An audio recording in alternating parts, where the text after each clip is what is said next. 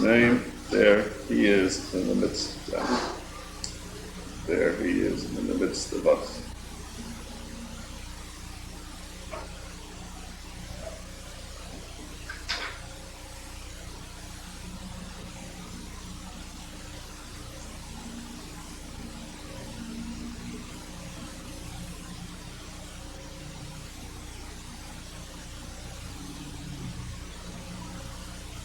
Where charity and love prevail, there God is ever found.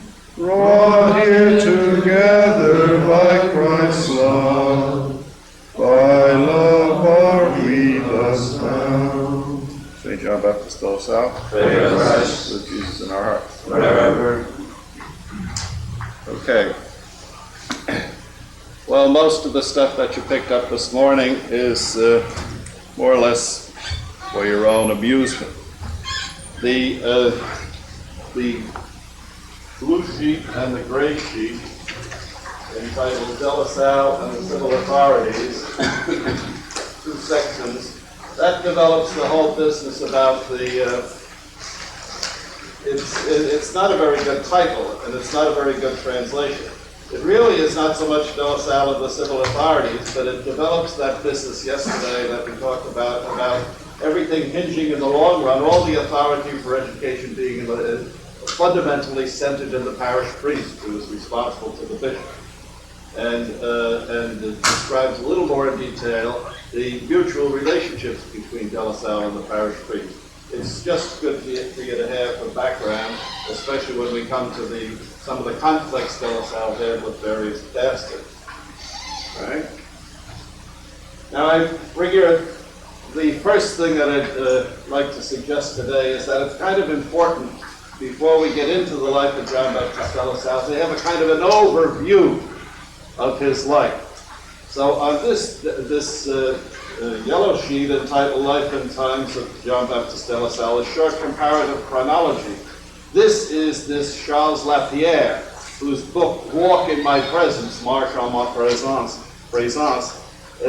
develops the life of De La Salle according to that journey notion, the first step on life's path, and then going into an unknown road, and that goes on for a long time, and then storm, and the night journey at the end, and then towards the long and waited encounter. Very dramatic, really, very nice.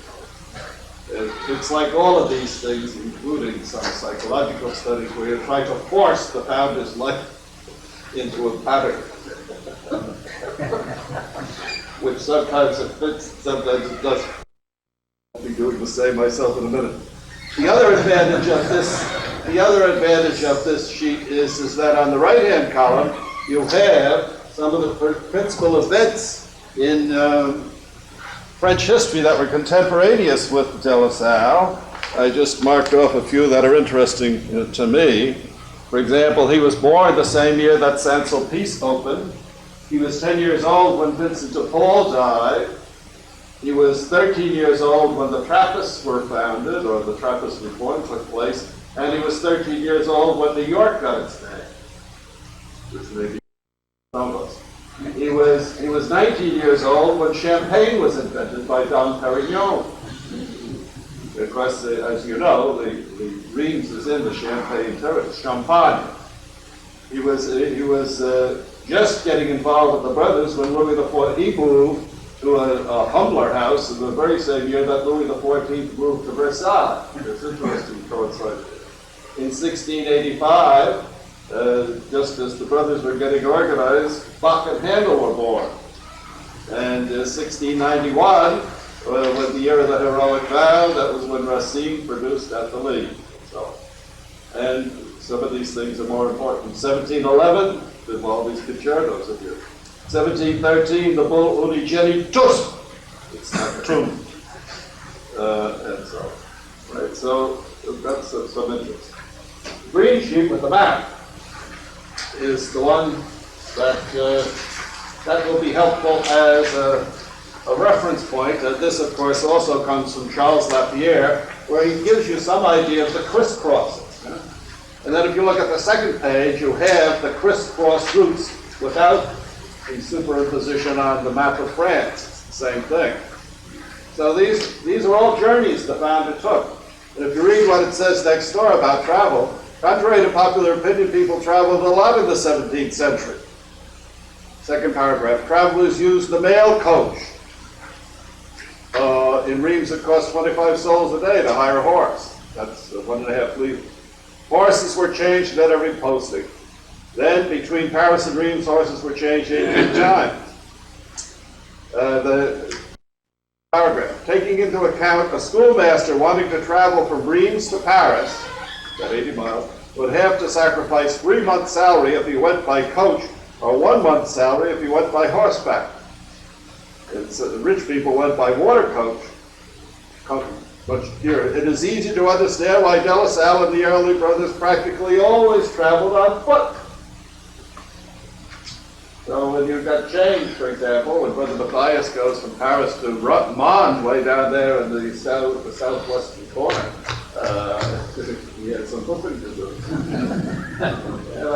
But they stay at inns sometimes. That's the origin of the thing and the rule about if the brothers have to sleep together, they should keep the robe on. Well, even today, if you travel around Europe in those couchettes, most people don't get fully undressed. Okay? So that's just for a little bit of background material to see we keep getting more and more into some kind of a context here. There's nothing in Western France at all. Oh no, nothing outside of France whatsoever. Or even in Western France, nothing. No, not around the Bordeaux area of the Atlantic region, not at all.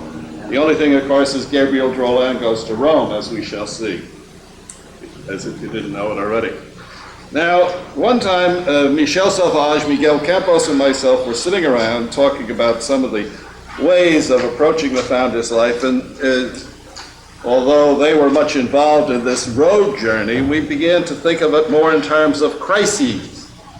And these are historical crises. They're not quite the crises of that Erickson is talking about, and some of it may fit and some of it may not. So there are the facts in the page entitled The Life Crises of John Baptist de La Salle, the white page, with the type on it. So if we think of the history of the foundation as a period of formation, his own formation, then the period of foundation, and the period of expansion, and the period of reconsideration, and the period of consolidation, and then something about the mortal remains, which we'll come to at the end. If you, there's a crisis at every one of these. And most of them seem to occur in the years beginning with the number 1. He was born in 1651. And so during that 10-year period, he had to, during a 20-year period, he had to face up to the crisis of vocation. First of all, to overcome the sensuality of adolescence, if there's any thing in that analysis, and then the death of his parents to decide whether or not to go into priesthood. Then he had the creative opportunity that presented itself in his encounter with the sisters. Then, in the period from the next period, he had to face up to these adult conflicts with the educational establishment and with the ecclesiastical establishment, and to some extent with the brothers, and to some extent with his own physical condition. Beginning in 1712, and he's 60 years old by this time, this is when he has to rethink the whole thing when he goes to the south. And then in the last few years, the crisis facing death, and then something. So that's, if I have to do the life of De La Salle, for example, in a one-day thing, I find this outline very helpful. And it helps people to keep the stages in their head. So that I gave you that. But to sort of schematize it even more, you have the sheet entitled That's Much More in Outline Form. I use this one if I only have one lecture to do, and if I have to get the whole Buttimer into 1 hour. This thing is like an accordion, you know. You can stretch it out or you can squeeze it together. And here's where I use the number 1 type of a thing. So in 1651 he's born, In 1661, he goes to school. In 1671, his mother dies, and his father dies the next year. In 1681, he has the masters in his house already and is trying to make up his mind what to do. In 1691, the Institute almost falls apart, and we have the heroic vow, which we'll hear a lot about this year. In 1701, he's just beginning to get into conflict with the establishment. In 1711, he's sued by the Clermont family, and that's what drives him down to the south. Then, of course, the one thing collapses at that point because he's commanded to return in 1714. In 1717, he resigns as superior. Brother Bartholomew is elected. He retires, and he dies in 1719. So these are various schemas into which you can force the events in the life of the founder as a kind of mnemonic to help make it work or help people to remember it. So that takes care of those 6 pages.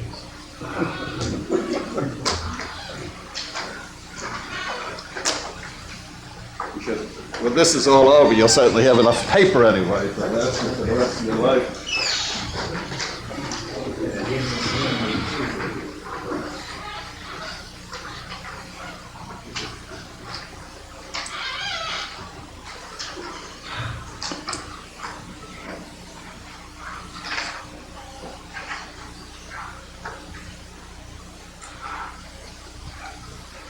Okay, so now let's talk about the background of the De La Salle family. If we're lucky, before the morning is over, we may get John Baptist De La Salle born.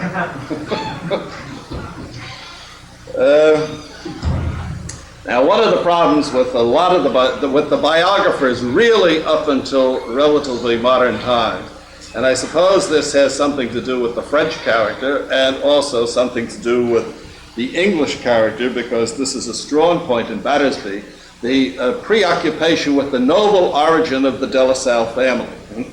And the research that's gone on since 1956 has shown quite conclusively that there's nothing to this business of noble origin for the De La Salles. They simply were not of the nobility of any kind.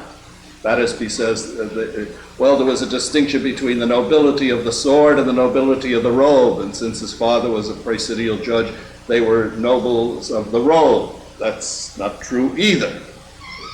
The father probably hoped that John Baptist would become a lawyer and attain to that dignity and have it conferred on him, for a price, of course, but De La Salle had other plans, or we might say God had other plans for De La Salle. Now, not only that, but there are a lot of other De La Salle families running around all over France, and that's also where a good bit of the nobility story comes from, too. And even today, every once in a while, some brothers will send me stuff where I get letters from lay people who claim relationships to De La Salles. There are several of them in the Midwest, for example, and they all want to be related to John Baptist De La Salle and so on. So there's nothing to that either.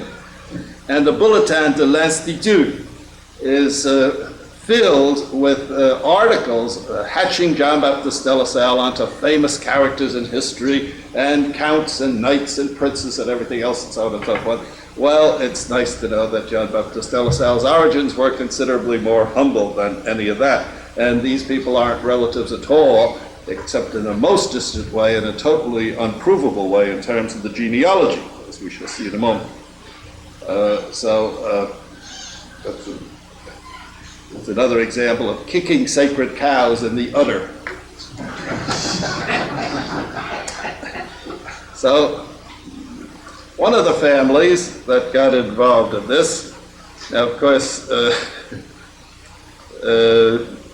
this gets the Pope in trouble, shows that the Pope isn't infallible all the time. But really not very much at the time at all, but anyway. So this De La Salle family of Rochemore in the Auvergne.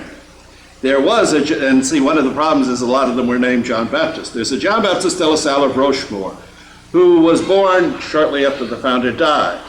And he was the son of a Count Joseph De La Salle, who was the Vicar General of the Diocese of Vienne, in southern France. And so the Duke of Rochemore was knighted by Leo XIII in 1899, and at that time, of course, the founder's cause for canonization was coming near its end.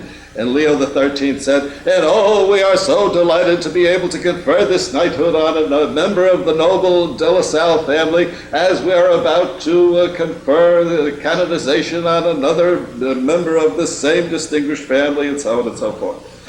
And so all of that has since been proven to be without foundation. And so even the Pope got mixed up in this business. And Guibert has that, and Battersby has it, and so on. Now there's another group of de La Salles down in Périgueux. And this was Francois de La Salle du Change, who was a priest, an historian, and an archivist.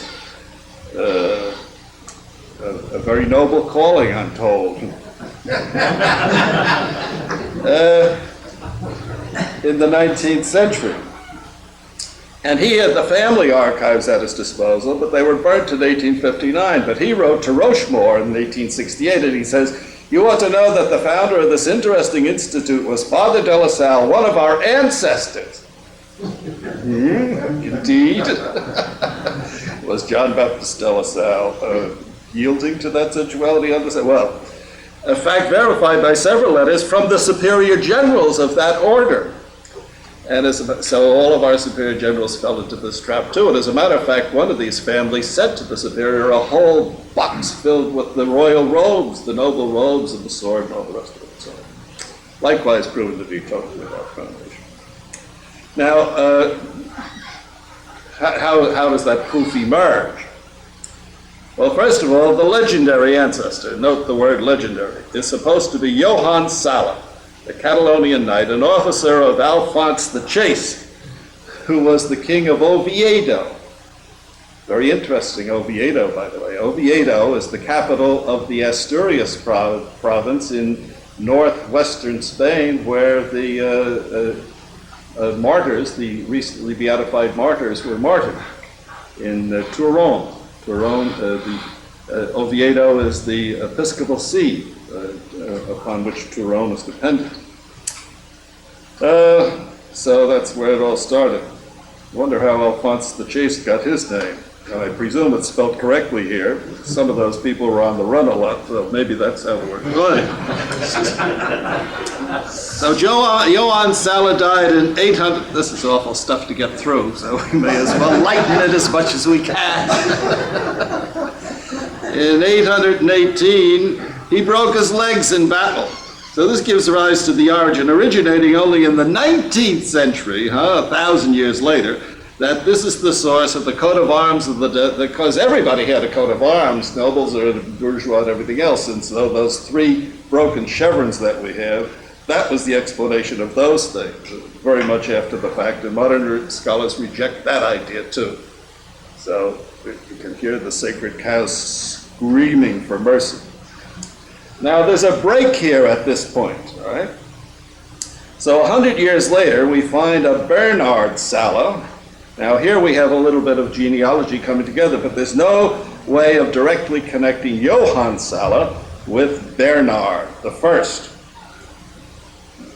Describes him there, rich, pious wife, and he endows a monastery in Catalonia, which of course is over in northeastern Spain. This is 150 years after the death of Johann. If there's any connection, it's obvious there's a connection to the name. He had a son who became a viscount, and then he had another son, then his son was Bernard II, and he had two sons. One became a bishop, and another one, Armand, so you're getting down a couple of generations here, builds a castle, and it was the castle of the Sala family, so that's where the duck comes from. So it became de la Sala, right, in Spanish. Sometimes spelt with an H. That OE should, of course, be OR on your sheet there. So out of this castle, a whole slew of de la Salas began to spread all over France in the 12th century, and they served various princes and so on and so forth. But there's another break in the genealogy again here. We don't hear about anything more of these until we get to the 14th century. Okay, so you have that 9th century, 8th, 9th century of Johann. Then you have the Bernards and that family getting the castle, which entitled to them to use the DE because they were from this castle. And so now they're all over France, and so now the name gets Gallicized, and so we have another Bernard de La Salle coming up emerging in the 14th century, who is the captain of Aquitaine. He had only one son, a bastard, whose name was Antoine, and Antoine, as it turns out, had no heirs.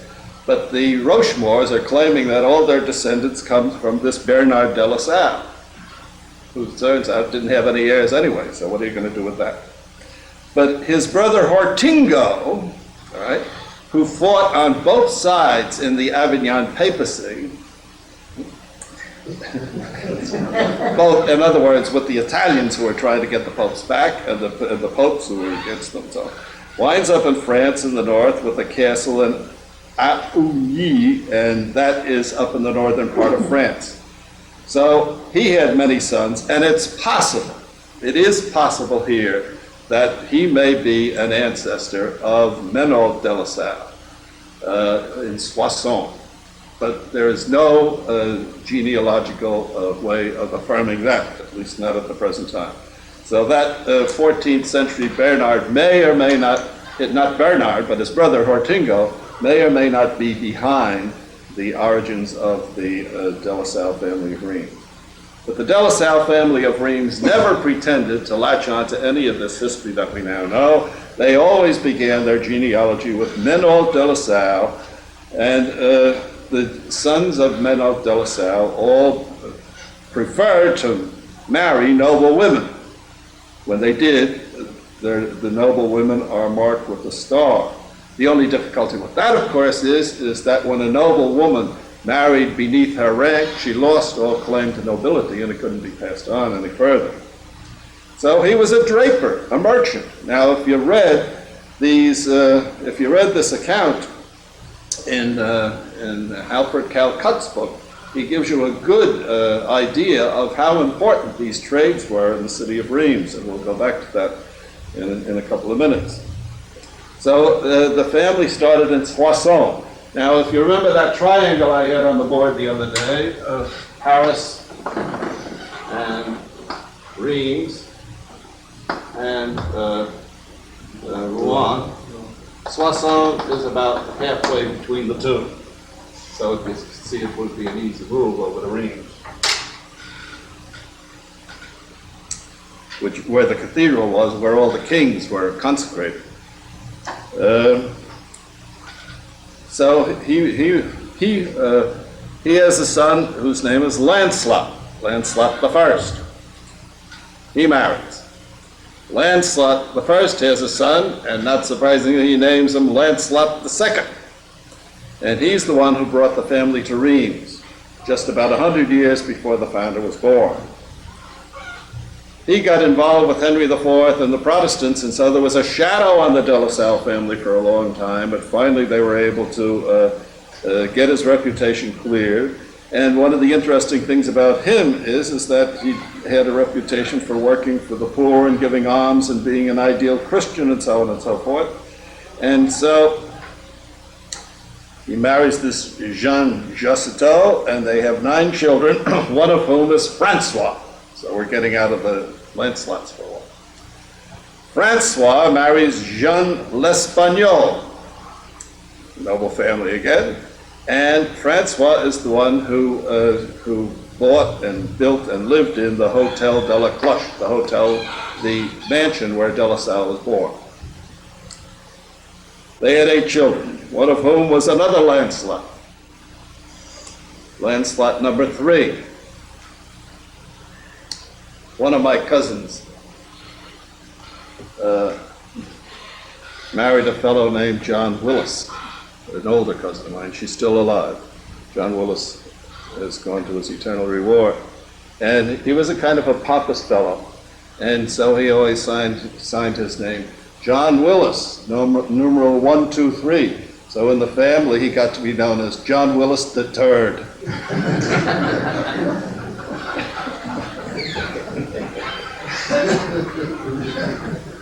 So Lancelot the Third,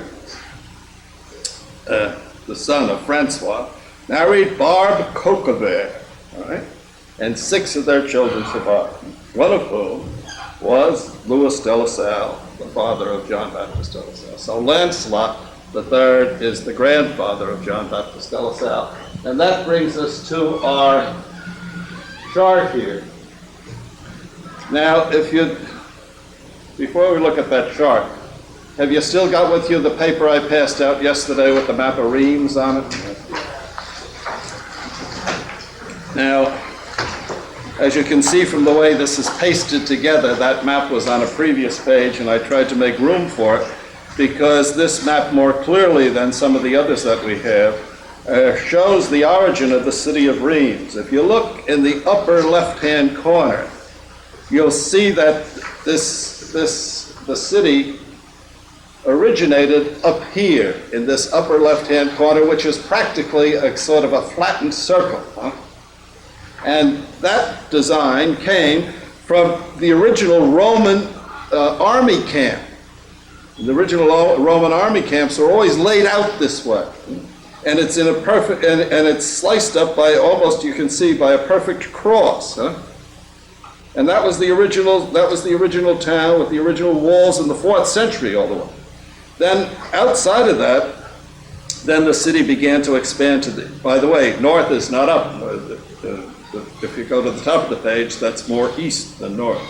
So then to the more to the south, it began to expand, and that's where the Basilica St. Remy is. And the faubourgs are underneath that circle, Saint-Jacques, for example, which becomes important, and St. Denis, which all of these places become important in the founder's lifetime. But the original center of the town was composed in that circle, with its cruciform design.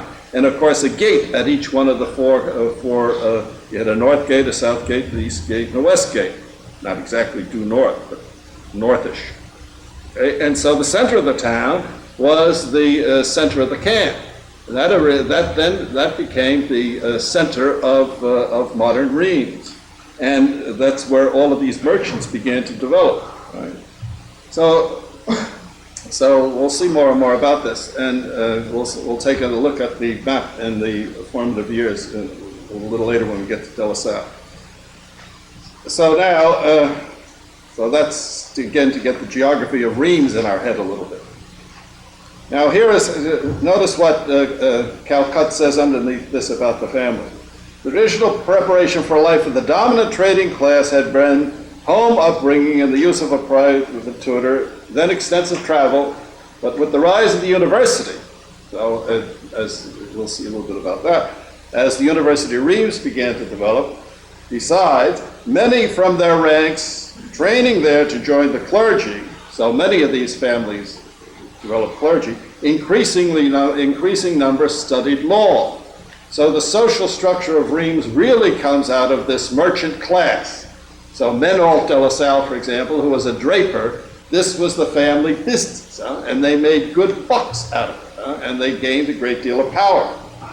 But and so out of these families, a fair number went into the clergy in one way or another. But once the university was in place, law became to be another route to prominence and to power.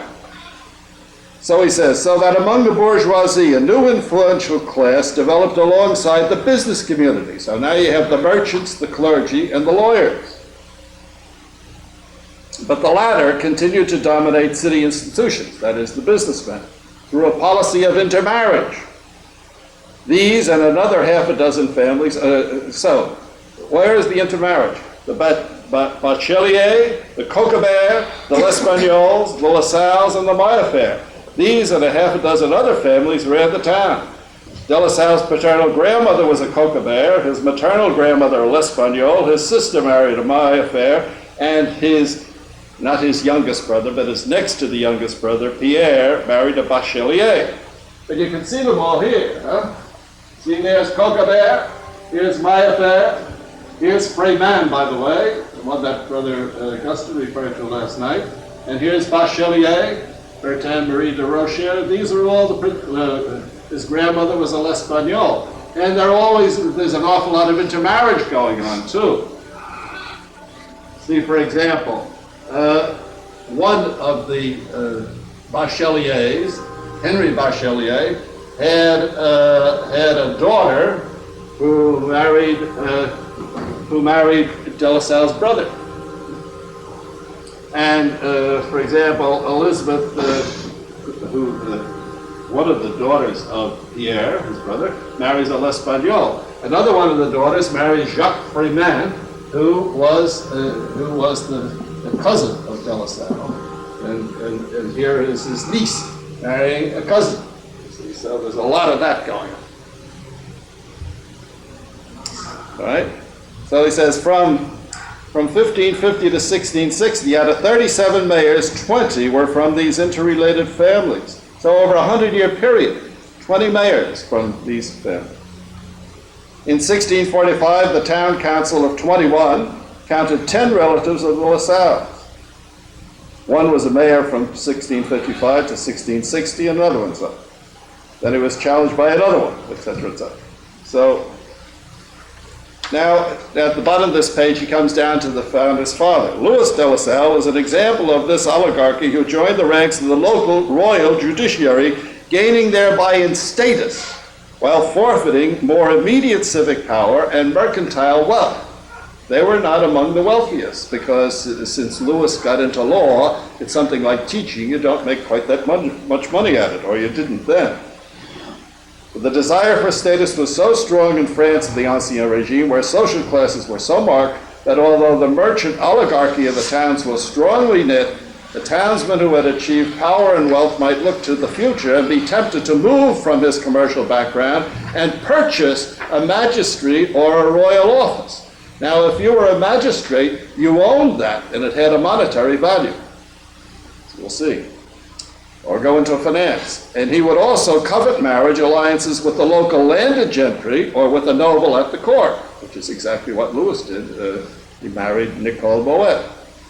The hope was, at least for one son, to rise in the royal service and become ennobled by the king for a fee, and so join the nobility of the Rhone. That is the nobility of the Then he says, it says a lot for the Christian faith of the father that he allowed John Baptist to pursue his religious vocation and not to push him upward into this nobility sort of a thing. Okay. Yes. I thought Pierre was a mental case. No, you got the wrong one. We'll come to that.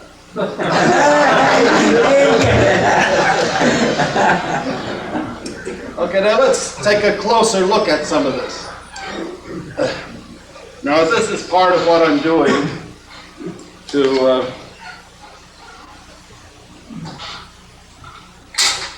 in that once I get finished writing the history of the general chapters, I really want to get back to this. I've got all the research done, and it's just a question of putting it together. To put together, well, let me put it this way. Somebody asked me, is there any plan afoot to translate those 50 volumes of the Cahiers? And the answer is, that explains what Brother Augustine was telling you the other night about the 4 proposed volumes. And he's supposed to do 2, and I'm supposed to do 2. Right. Now, the first one has appeared, and that's the formative years. And what those 4 volumes are going to attempt to do is cull from the Cahiers stuff that would be of general interest, let's say, to a contemporary Lasallian audience, and to get it into English without all the paraphernalia and the documentation and everything else.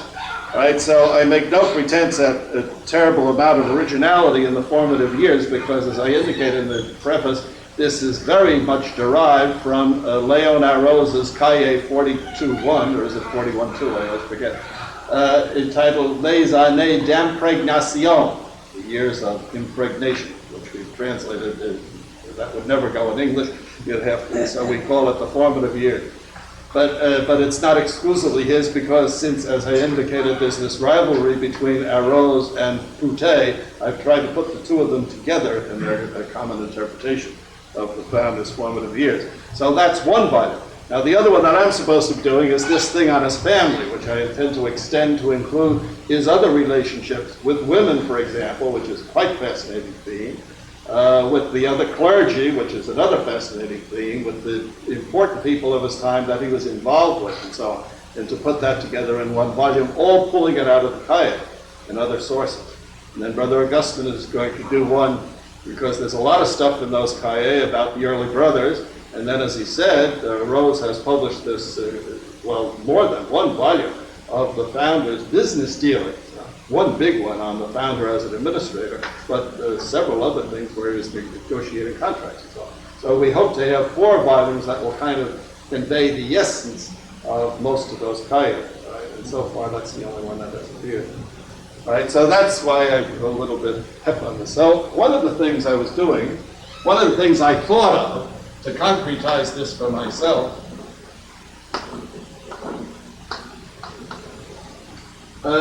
was to ask myself, as you get involved in these things in family situations, if De La Salle, as the head of the family, had to throw a party at the marriage of his sister in 1679. He was ordained just 1 year, but he was the head of the family, and they did have a party. We know they did. More about that later. But it was a kind of subdued party. But supposing he invited all the relatives, how many would he have to invite? Right? You say you draw the line at first and second cousin. Well, that's what the numbers in parentheses mean. Out of this marriage, out of these marriages, 48 come out of the marriages of Lancelot III's brothers and sisters.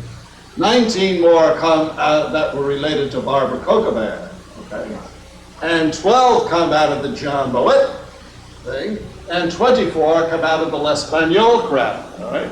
So that means that he had 103 second cousins living at that time. Now these are just counting the ones that survived.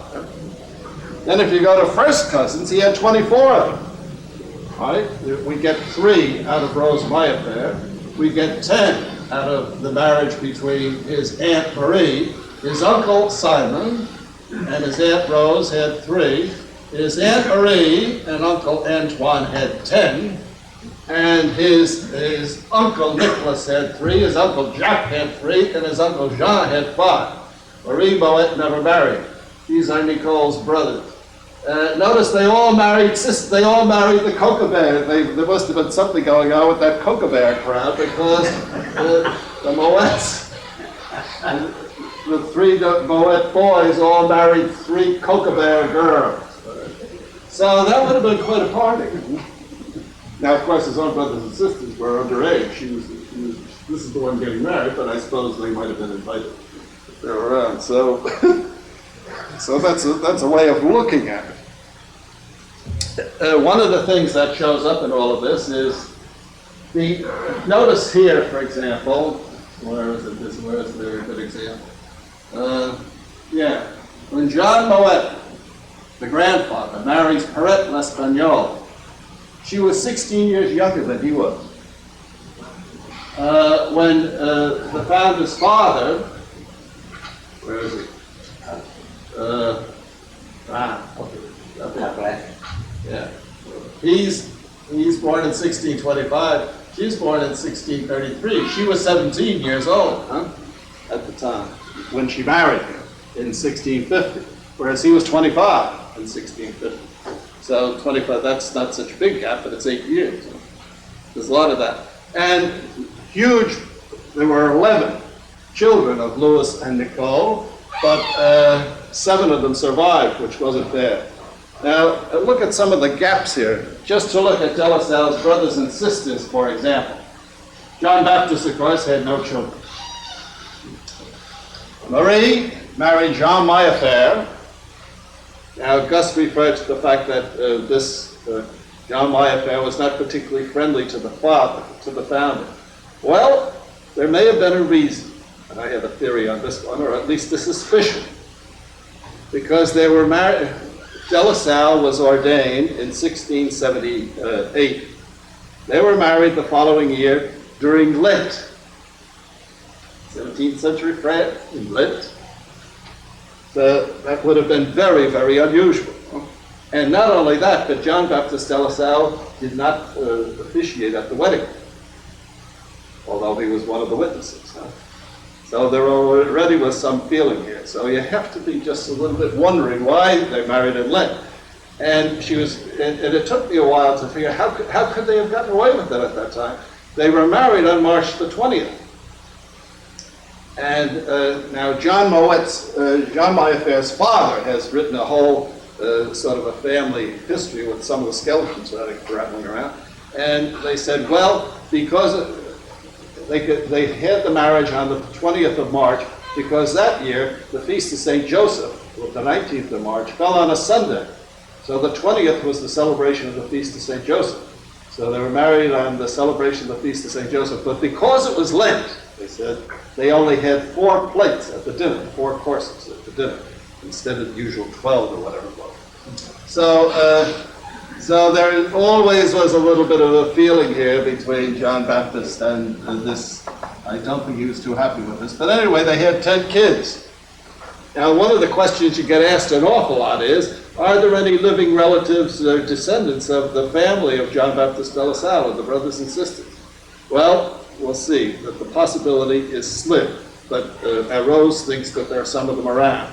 But their name is not going to be de La Salle.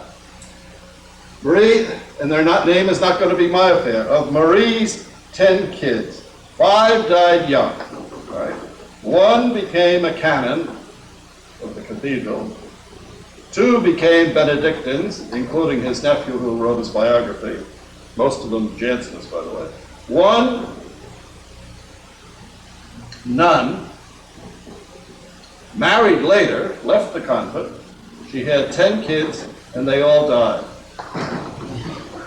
That'll tell you. And 1 was a spinster. So in other words, you get zilch out of that family. Now, Rosemary entered the convent, and she died fairly young, so there's nothing coming from there. Jacques Joseph entered the canons of Saint Augustine at Genevieve, and so there's no. Jean-Louis became a priest and a canon of the Cathedral of Rheims, so there's nothing here. Pierre, the next to the youngest, who married Francois Bachelier, he became a lawyer. And he was very young when the founder got involved with the brothers, and he was one of the ones that went to live with the Mayafairs. And there might have been a little bit of feeling at that time, but eventually they seem to have become reconciled because he was very helpful to the Institute in its early years, especially after the death of the founder. Notice he outlived the founder by 21 years. And so he had 8 kids. Right? And of his 8 kids, 3 died young, 1 became a Benedictine, 2 became nuns, and 2 of the girls married. Marie Rose married Jacques Freeman, as a cousin, and there was no issue from this. Elizabeth married Adam L'Espagnol. And this is the only possibility that there might be some descendants still alive today that come from this marriage of Pierre's daughter to Adam L'Espagnol. And Rose thinks that there are some L'Espagnols still around in France and Spain and places like that. But I have never been able to trace out who they are or where they are. Jean-Remy, now here's another one where Battersby got a little bit confused. Because right after the birth of John Baptist de La Salle, there was a child born who was named Jean-Marie. Right? And Battersby gets him mixed up but that one died in infancy. So then when they came around to the last child, they named the last child Jean-Remy, who was born just 1 year before the mother died.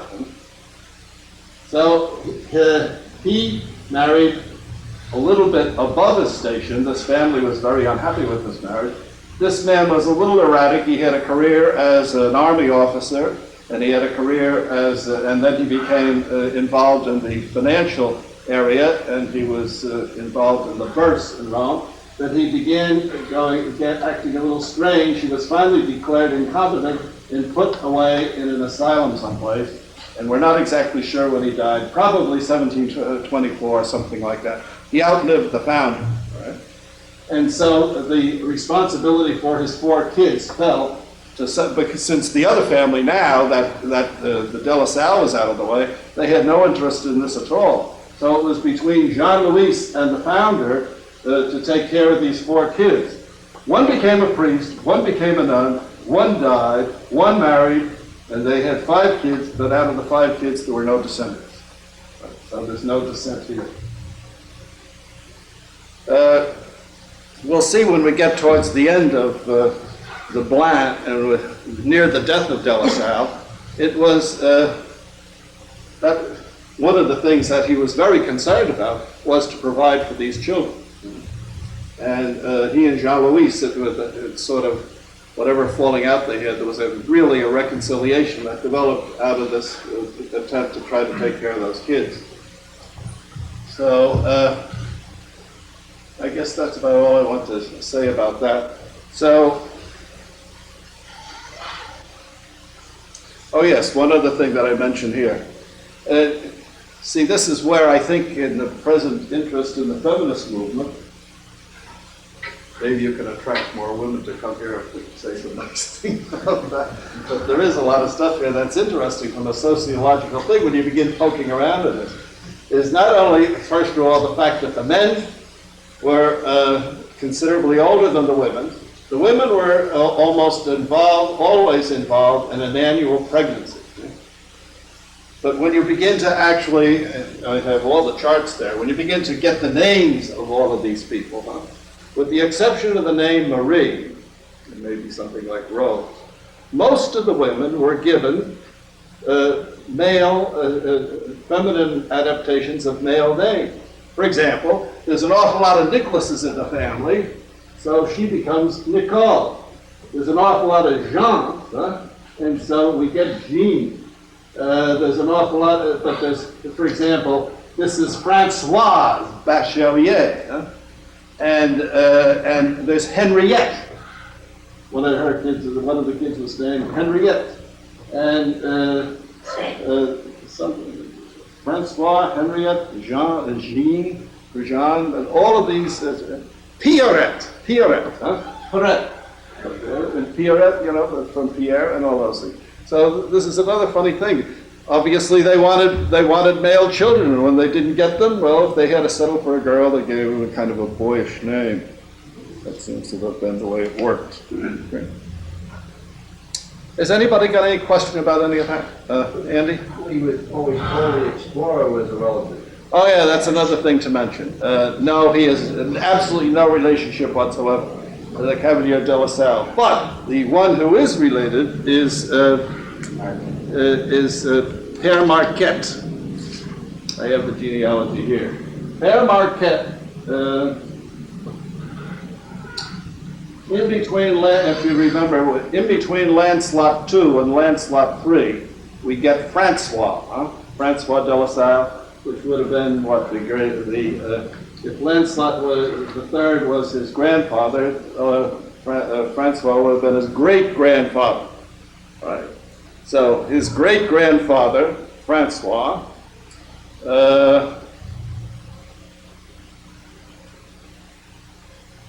Francois' brother was the grandfather of Marquette. So that would have put, Marquette is in the same generation. Marquette would have been a second cousin of Louis, as I have this figured out. I was trained in canon law to go back to the common ancestor. So, He was a Jesuit? Marquette, yes, and he came from Laon, Laon, an interesting town where, of course, where the founder had one of his early schools that Niel founded, and when I was visiting Reims one time and trying to get around to some of these places, I said I wanted to go to Lyon. And I said, well, Lyon, that's way down the south. I said, no, Laon. Oh, they said, that's pronounced Lon. So I said, so when I came back, I said, some of the others asked me, where'd you go today? I said, I went to law. Proud of myself.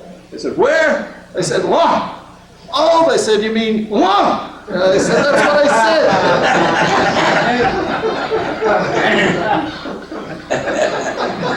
said. More trouble with the damn French. Another time I was down in Armagny, and I took the train from Toulon there down to Avignon and Marseille. And in Marseille, I wanted to know what time the train was going back to Toulon. So I said to my best French, je veux le billet pour Toulon. And he said, Toulon, you mean Toulon? I knew Toulon was one of those coastal cities. No, not Toulon, Toulon. So he looked up, he says, there's no Toulon. I said, well, there must be. Where did it go? It was there this morning. So he says, write it down. So I wrote T-U-L-I-N-S. He says, oh, you mean Toulon. I want to know what time is the train to Toulon.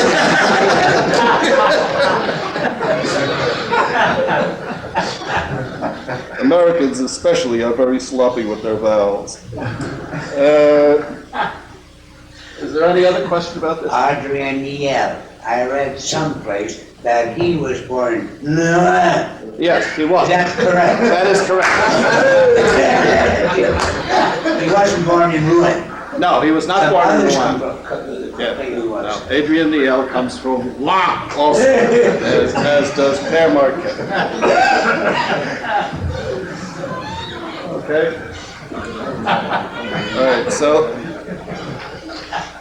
So that brings us now to the birth of John Baptiste de La Salle. Anything else about this family thing? Yes. Is the grandmother the Holocaust? Oh yes, that's Perrette L'Espagnole. As you can see, she lasted until, if you can see the fine right. She lived until 1691. And that's the grandmother that visited him in 1690, as Brother Augustine said, and he wouldn't let her upstairs. But after all, that was no one was supposed to go upstairs. No big deal about that. So, but she was a little annoyed. She said, "Well, the grandmother can't see her own son." So that's the grandmother. Say more about that. Why do we hear next to nothing about the paternal grandparents? Nothing much. We'll come to that.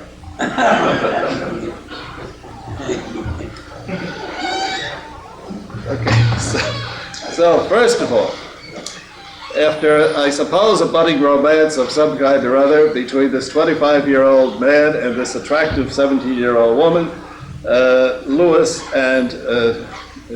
de La Salle and Nicole Moet married in August 1650. It's interesting that this marriage between De La Salle and Moet, although I used to be able to say, if you go up to the Napa Valley in the winery country, you have the Domaine Moet, and then you have the De La Salle, Mount La Salle right next door. So there's a geographical relationship there that goes back maybe perhaps to this marriage. At any rate, he was born, as Brother Augustine said last night, on April the 30th, 1651, premature by about a month. We presume he was premature. Again, you never know with these things. So he may have been delicate, and he may not have. But anyway, he was born, baptized the same day. Now, one of the problems about the birth of De La Salle is, where was he born? Now, of course, if you go to Reims today, the house in which he was certainly raised as a young kid for the first 14 years of his life, that is today called the Hôtel de la Cloche. And it goes back to the time of Francois de La Salle, more than 100 years before the founder was born. And it's a Romanesque, very attractive family, sort of a townhouse or mansion, if you will. But it's a question as to whether or not he was born there or not. And he may not have been. This was her first child, her first pregnancy, and the family had the Moet family, although they were landed gentry. They had this land of which he was the seigneur, the lord, the title. out in Brouillet, on the outskirts of Reims, where filled with with vines and all the rest of it and so on. And he was the lord of this whole estate, so to speak, with its own church, and everybody depended on him as the lord, and a special place in the chapel where he was and all that, where he would always sit and bring his little grandson with him and so on and so forth. But they had a townhouse. Suppose you take formative years. I guess it's time to look at this map now. And opposite page 125.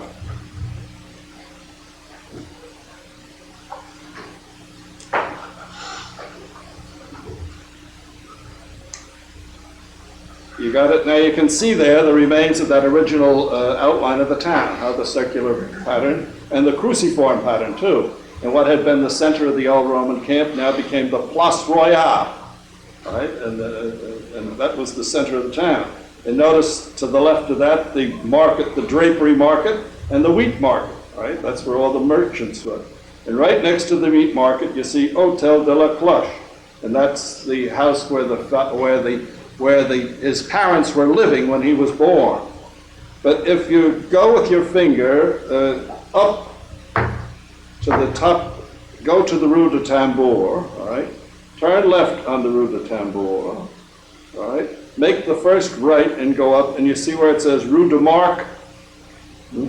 Well, that's where the Moets had their townhouse. Okay. And now, with your finger, go all the way up to the top to the wall, and you see that church there? That's the Church of St. Hilary. Now, that's where the founder was baptized on the day he was born.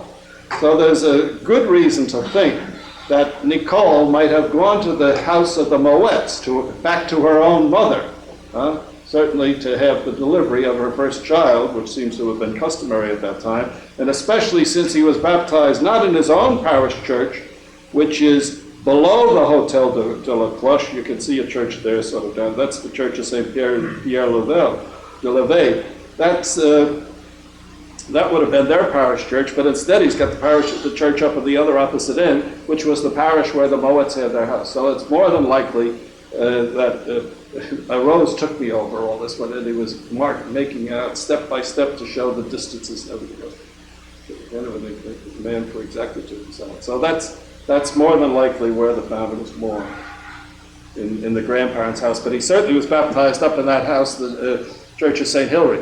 That church does not exist anymore. There's a big building there, and there's a plaque on the outside that says it was in this building that General Eisenhower used as his headquarters during World War II, after the Normandy invasion. All these things kind of hatched together again. So that's the story of his birth. But now one of the reasons why, another reason, apart from the fact of the dangers and apprehension about the pregnancy, about the first pregnancy, was the fact that the Hôtel de la Cloche was rather crowded. Because living there in that house at that time were the paternal grandparents. Okay, Frank, you're getting to it, you're very close. Lancelot III and Barbara Coquebert were living there, right? And the newly married Louis and Nicole were living there. I suppose they had a room to themselves. And Simon de Latang with his wife, who got that title later on. But Simon and his wife, right? So there's Louis with his brother and his wife, and his own wife, and his parents, all living in the same house. So a house that, even though the house was very extensive and so on, it was a little cluttered. And of course, this is one of the reasons why later on, De La Salle, as his family begins to get, and Louis, as the family began to get bigger, eventually moves out of there to another place, which we'll see. Okay? But, so that's another reason why he may have been there. But the Lancelot III, right, probably died the same year John Baptiste de La Salle was born. It's never been pinned down exactly when. Arose thinks 1651. Probably he lived to see his grandson, John Baptiste. So that's one reason why we don't hear anything about Lancelot. his maternal grandmother only lived 2 years longer, right? But she provided in her will, she left the house to Simon, the oldest, right? But she provided in her will, with a codicil, that Loes and his family should occupy she gave him title to the space that she had for herself and her husband, that this was to go to Loes and Nicole for a 9-year period, to give them a chance to get started and get settled. And of course, here was Loes, a lawyer, not terribly wealthy on his own. As a matter of fact, in the marriage contract, it was a very uneven marriage contract. According to the marriage contract, each family had to put into a fund the same amount of money. Okay? So the Moets, they decided on a sum of $32,000 would be appropriate, right? 32,000 livres, excuse me. Right? So that's $320,000. So 332,000 livres. So the Moets put up 16,000 livres, right?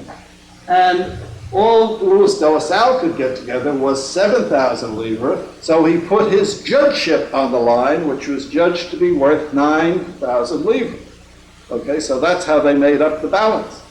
And then all of that was put into, invested, and they were expected to live on the 5% income of that. So that means that they had 1,600 livres to live on, which is $16,000 a year. Now, that's 10 times more than a teacher was getting, as we saw. The salary for a teacher was 150 livres a year. These people had 10 times that to live on. But it wasn't extravagant. But they did acquire property as time went on, and they made more money. And when John Baptist becomes a canon, that becomes a significant factor in the family finances also, as we'll see. Okay, that gives you an idea too of the social distinction between this family and this family.